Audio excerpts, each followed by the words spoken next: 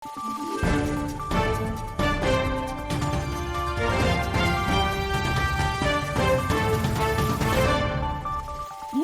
araw, Pilipinas! Ito ang Valiente News hatid sa inyo ng Office of the Vice President.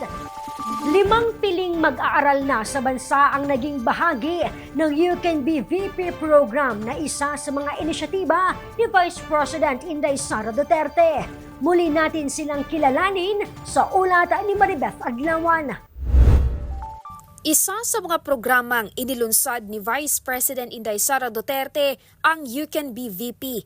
Layunin ng programa na linangin at palawakin ang kaalaman ng kabataan tungkol sa serbisyo publiko at pagiging lider.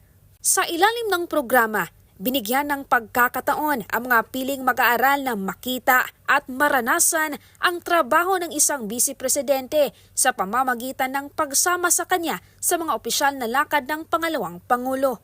Sinimulan ito noong taong 2022 at unang naging bahagi ng You Can Be VP program ang mag-aaral na si Trix mula sa Dinalupihan, Bataan. Nakasama ni Trix si Vice President Inday Sara Duterte sa Japan bilang bahagi ng President's Envoy to the State Funeral para sa yumaong Japanese Prime Minister na si Abe Shinzo. Sumunod naman sa kanya ang taga Bacolod City na si Naomi noong 2023 na naging bahagi sa delegasyon ng Pilipinas na tumulak patungong Brunei Darussalam at Singapore upang daluhan ang isang mahalagang pagpupulong ng Southeast Asian Ministers of Education Organization o SIMEO. Naging bahagi rin ng programang taga Danao City, Cebu na si Kester, na kasamang pumunta ng Vice Presidente sa South Korea, kung saan inilunsad ang Global Education and Innovation Summit.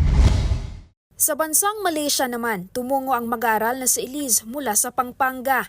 Panglima naman si Shara mula sa Northern Samar na isinama ng pangalawang Pangulo sa bansang Cambodia noong 2024. Ngayong taon, 2 sa 5 You Can Be VP participants na si Naomi at Elise ang nakapagtapos na sa junior at senior high school. Our You Can Be VP program, or You Can Be Vice President program, also continued, and our participants joined me during my official trips abroad.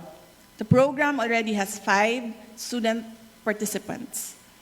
We envision that through this program, we will be able to foster leadership among the youth and instill in them the skills they need to develop to become effective leaders.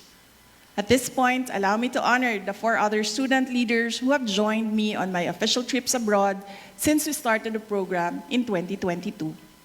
Trix is a grade 9 student from Dinalupihan, Bataan.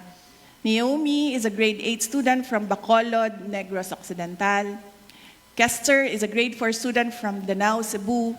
And Shara May is a grade 8 student from Northern Samar.